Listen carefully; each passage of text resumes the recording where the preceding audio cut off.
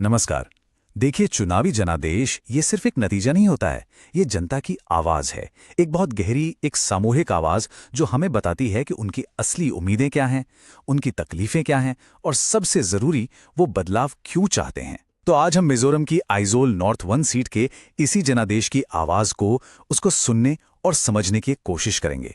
ये सिर्फ आंकड़ों का खेल नहीं है, ये उस कहानी को समझने की कोशिश है जो वहां के लोगों ने अपने वोट के जरिए हम सबको बताई है। किसी भी राजनीति को सही से समझने के लिए पहले उसकी जमीन को समझना पड़ता है। यह है आइजोल नॉर्थ 1। यहां की पहाड़ियां, यहां की सड़कें, यहां के बाजार, ये सिर्फ भूगोल का हिस्सा नहीं है। ये वो कैनवस है जिस पर लोगों की रोजमर्रा की जिंदगी की तस्वीर बनती है। एक राजनीतिक रणनीतिकार के लिए पहला काम नक्शा देखना नहीं होता, बल्कि इस मिट्टी की नब्ज को महसूस करना होता है। सही मायने में संवाद यहीं से शुरू होता है।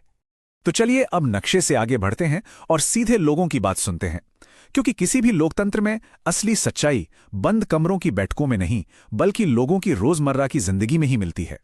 और अक्सर हम देखते हैं कि शासन और जनता के बीच एक खाई बन जाती है। उस खाई को भरना ही सबसे बड़ी चुनौती है।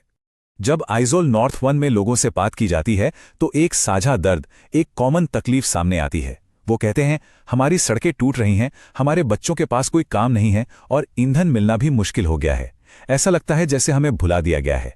ये शब्द सिर्फ शिकायतें नहीं हैं, नहीं, ये टूटे हुए भरोसे की आवाज है। ये इस बात का सबूत है कि लोगों को लग रहा है कि सिस्टम उनकी बुनियादी जरूरतें भी पूरी नहीं कर पा रहा है। पर एक बात साफ है, यहां के लोग निराश होकर घर नहीं बैठे हैं। लगभग 80% का लगातार वोटर टर्नआउट, यह आंकड़ा अपने आप में एक पूरी कहानी कहता है। ये दिखाता है कि वोटर कितने जागरूक और कितने प्रेरित हैं। ये कोई खामोश विरोध नहीं है, ये समाधान के लिए एक बुलंद आवाज है। इतनी बड़ी संख्या में वोट डालने का मतलब है कि लोग सिस्टम में यकीन तो करते हैं, लेकिन अब वो जवाबदेही चाहते हैं। उन्हें ठोस समाधान चाहिए, खोखले वादे नहीं। अच्छा, अब लोगों की भावनाओं और उनकी आवाज को समझने के बाद चलिए उन आंकड़ों की गहराई में चलते हैं जो इस पूरी कहानी को एक ठोस शक्ल देते हैं। क्योंकि हर जनादेश के पीछे एक गणित होता है जो हवा का रुख बिल्कुल साफ साफ दिखाता है। तो अब आते हैं नतीजों पर। 2023 के आंकड़े देखिए। ये कोई करीबी मुकाबला था ही नहीं। जोरम पीपल्स मूवमेंट मतलब ZPM, उनके उम्मीदवार वनलाल खलाना को मिले 10,772 वोट, यानी 51% से भी ज्यादा। दूसरी तरफ सत्ताधारी पार्टी मिजो नेशनल फ्रंट यानी MNF के उम्मीदवार आर लाल जिरलियाना, उन्हें मिले सिर्फ 5,287 वोट, यानी लगभग 25%। मतलब जीत हार का अंतर 26% से भी ज्यादा। इसे लहर कहते हैं। ये कोई मामूली जीत बिल्कुल नहीं थी। और जो बात सच में चौंकाती है वो है पिछले 5 साल में आया ये जबरदस्त बदलाव। 2018 में ZPM का वोट शेयर करीब 40% था, जो 2023 में बढ़कर 51% के भी पार चला गया। मतलब 11% अंकों की सीधी बढ़त। और वहीं दूसरी तरफ MNF का वोट शेयर, जो 2018 में 33.5% था, वो गिरकर सिर्फ 25% पर आ गया, यानी 8% अंकों से भी ज्यादा का नुकसान। ये आंकड़े एक बहुत बड़े राजनीतिक उलटफेर की गवाही दे रहे हैं। अब जरा इस एक नंबर पर गौर कीजिए, 5,485 वोट। ये जीत का अंतर है। सोचिए, एक ऐसी सीट पर जहां पहले के चुनाव अक्सर कुछ 100 वोटों से तय होते थे, वहां 5,500 वोटों का मार्जिन। ये किसी राजनीतिक भूकंप से कम नहीं है। ये सिर्फ एक पार्टी की हार और दूसरी की जीत नहीं है। ये यथास्थिति के खिलाफ, स्टेटस को के खिलाफ एक बहुत बड़ा फैसला है। और यहीं पर हमें संवैधानिक मूल्यों को याद करना चाहिए। हमारे संविधान की जो आत्मा है वो क्या कहती है? वो कहती है कि शासन का असली मतलब है हर एक नागरिक की गरिमा का, उसकी डिग्निटी का सम्मान करना। और ये सम्मान सिर्फ बातों से नहीं होता, ये होता है एक उत्तरदायी शासन से, एक ऐसी सरकार से जो लोगों की सुने, उनकी जरूरतों पर काम करे। ये जो जनादेश है ना, ये उसी संवैधानिक उम्मीद की एक बहुत ही शक्तिशाली आवाज है। तो सवाल ये है कि आखिर ये भूकंप आया क्यों? इसका जवाब किसी एक नेता के करिश्मे या किसी एक गलती में नहीं है। नहीं, ये जो बदलाव है, ये व्यवस्थागत कारणों का, सिस्टेमिक वजहों का नतीजा है। हमें इन कारणों की जड़ तक जाना होगा, तभी हम इस जनादेश के असली मायने समझ पाएंगे। इस बदलाव के 4 मुख्य कारण दिखते हैं। पहला, यहां की राजनीति का जो समीकरण था वो बदल गया। जो लड़ाई पहले MNF और कांग्रेस में थी, अब वो ZPM और MNF के बीच आ गई है। दूसरा, जेडपीएम ने एंटी इनकम्बेंसी को अपने पक्ष में मोड़ा, जबकि एमएनएफ का अपना बेस वोट ही खिसक गया। तीसरा और शायद सबसे अहम, स्थानीय मुद्दे हर चीज पर भारी पड़ गए। टूटी सड़कें और ईंधन की कमी ने बड़ी बड़ी राष्ट्रीय योजनाओं को भी पीछे छोड़ दिया। और चौथा, कांग्रेस के कमजोर होने से जो एक खाली जगह बनी, उसे जेडपीएम ने बहुत ही स्मार्ट तरीके से भर दिया। अगर हम उम्मीदवारों को देखें तो एमएनएफ के प्रत्याशी अनुभवी थे, पूर्व मंत्री थे, एनडीए गठबंधन का भी साथ था, लेकिन पुराने विवादों की वजह से उनकी साख को नुकसान पहुंचा और शायद वो नई पीढ़ी से उस तरह का कनेक्शन नहीं बना पाए। दूसरी तरफ जेडपीएम के उम्मीदवार बदलाव की एक मजबूत लहर पर सवार थे। लोग उन्हें एक नए, एक फ्रेश विकल्प की तरह देख रहे थे। अब असली चुनौती उनके सामने है, इस उम्मीद पर खरा उतरना और गवर्नेंस डिलीवर करके दिखाना। देखिए, कोई भी एक चुनाव पूरी कहानी नहीं बताता। पूरी तस्वीर समझने के लिए इतिहास को देखना बहुत जरूरी है। आइजोल नॉर्थ 1 का पिछले 25 साल का चुनावी इतिहास हमें बताता है कि यहाँ के वोटर बदलाव करने से कभी हिचकिचाते नहीं हैं। ये टाइमलाइन बहुत ही दिलचस्प है। 1998 और 2003 में एमएनएफ की जीत हुई, फिर 2008 और 2013 में कांग्रेस ने बाजी पलट दी। ये एक क्लासिक स्विंग सीट का पैटर्न है, जहां वोटर किसी एक पार्टी से बंधा नहीं रहता, बल्कि परफॉर्मेंस के आधार पर अपना मन बदलता है। 2018 में जेडपीएम ने एक इंडिपेंडेंट के तौर पर यहां एंट्री ली और 2023 में उन्होंने अपनी जगह पक्की कर ली। ये सीट हमेशा से बदलाव की कहानी कहती आई है। तो इस सारे विश्लेषण के बाद अब सबसे बड़ा सवाल, आगे का रास्ता क्या है? कोई भी राजनीतिक दल जो जनता का भरोसा वापस जीतना चाहता है, उसे क्या करना होगा?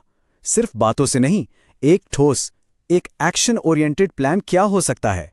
इसके लिए एक होलिस्टिक अप्रोच की जरूरत है। इसे जन जुड़ाव का चतुर्भुज कहा जा सकता है।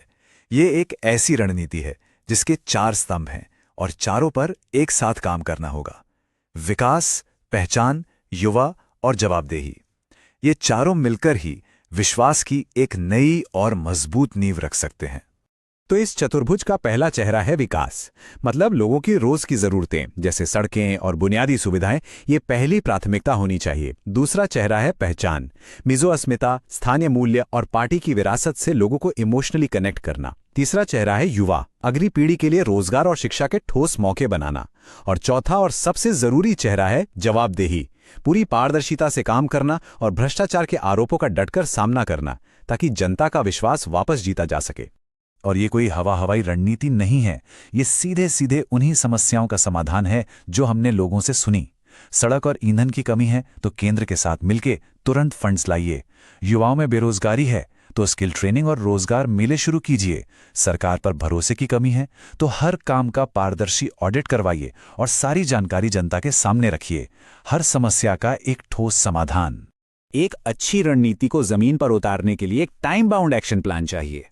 अगले 90 दिन किसी भी नई शुरुआत के लिए सबसे ज्यादा जरूरी होते हैं। ये वो समय है जब लोगों को ये दिखाना होता है कि इरादे सिर्फ बातों में नहीं, काम में भी हैं। इस 90 दिन के प्लान को 4 सीढ़ियों की तरह देखिए। पहली सीढ़ी, पहले 15 दिन, जहां सबसे ज्यादा समस्याएं हैं वहां टीमें भेजकर जमीनी हकीकत का ऑडिट करें और तुरंत राहत पहुंचाएं। दूसरी सीढ़ी, अगले 15 दिन, मीडिया के जरिए एक पॉजिटिव नैरेटिव बनाएं और अफवाहों को दूर करें। तीसरी सीढ़ी, अगले 30 दिन जमीन पर दिखने वाला काम शुरू करें, जैसे हेल्थ कैंप या स्कूलों की मरम्मत। और चौथी सीढ़ी, आखिरी 30 दिन, जमीनी स्तर पर कार्यकर्ताओं को एक्टिव करें और समुदाय से सीधा संपर्क बनाएं। और हां, आज के दौर में जमीनी काम को डिजिटल ताकत देना भी उतना ही जरूरी है। छोटे छोटे व्हाट्सएप ग्रुप्स के जरिए सही जानकारी और अपडेट्स सीधे लोगों तक पहुंचाना, इंस्टाग्राम रील्स के जरिए नेता की एक मानवीय छवि बनाना और सक्सेस स्टोरीज दिखाना, और एक समर्पित फैक्ट चेकर टीम रखना जो सोशल मीडिया पर फैल रही अफवाहों का तुरंत डेटा के साथ खंडन कर सके। मैसेज हर वोटर तक पहुंचना चाहिए, सही तरीके से।